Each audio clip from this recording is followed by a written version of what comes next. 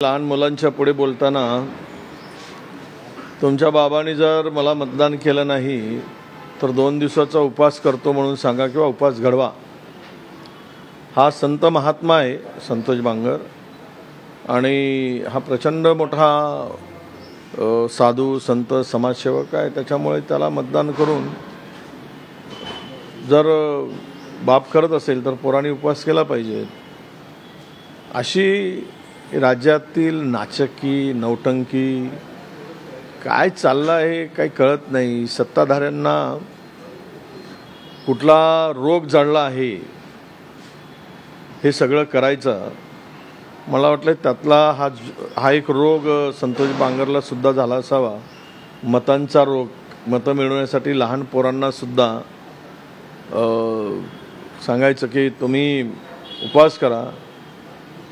म्हणजे शाळेच्या मुलांच्या पुढे लहान मुलांच्या पुढे पुढच्या पिढीला घडवत असताना जे मार्गदर्शन करायला पाहिजे त्यांच्या करिअरसाठी, त्यांच्या भविष्यातील वाटचालीसाठी, त्यांनी शिक्षणामध्ये आवड निर्माण होण्यासाठी ते न करता हा माणूस लहान पोरांच्या पुढे राजकारणाची भाषा बोलतो। म्हणजे यांना राजकारण सत्ता याच्या पलीकडे काही दिसत नाही, हे आंधळे झालेले आहेत। आमच्या वैदर्भीय भाषेमध्ये हे भोकण्यांचा बाजार म्हणतो ना, तो भोकण्यांचा बाजार वैदर्भीय भाषेमध्ये हा राज्यामध्ये पसरलेला आहे। निखिल वागळे यांच्यावर जीवघेणा हल्ला करण्यात आला। कालची घटना, परवाची घटना महाराष्ट्रामध्ये आता कोणालाही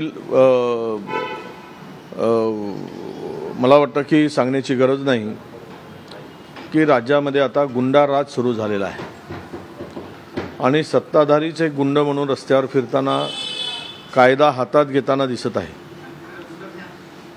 म्हणजे या अलीकडच्या झालेल्या घटनांमधून खरं तर निखिल वागळेंनी जे काही वक्तव्य केलं असेल, सर्वोच्च नेत्याच्या संदर्भात म्हणाले किंवा पंतप्रधानांच्या संदर्भात, याचं मी समर्थन करत नाही। परंतु कायदा हातात घेऊन कोणाचा जीव घेण्याचा अधिकार तुम्हाला कोणी दिला? व्यक्ती स्वातंत्र्य आहे या देशामध्ये, बोलण्याचं स्वातंत्र्य आहे, लिहिण्याचं स्वातंत्र्य आहे। तुम्ही त्याच पद्धतीने उत्तर द्या। तुम्ही सभा घेऊन निखिल वागळेंच्या प्रश्नाचं भाषणाचं मुद्दे खोडून काढा, परंतु तुम्ही त्यांचा आवाजच दाबाल आणि त्यांना संपवण्याचा प्रयत्न कराल तर हा पुरोगामी महाराष्ट्र अशा प्रवृत्तीला येणाऱ्या काळात ठेचल्याशिवाय राहणार नाही, हा मला पूर्ण विश्वास आहे।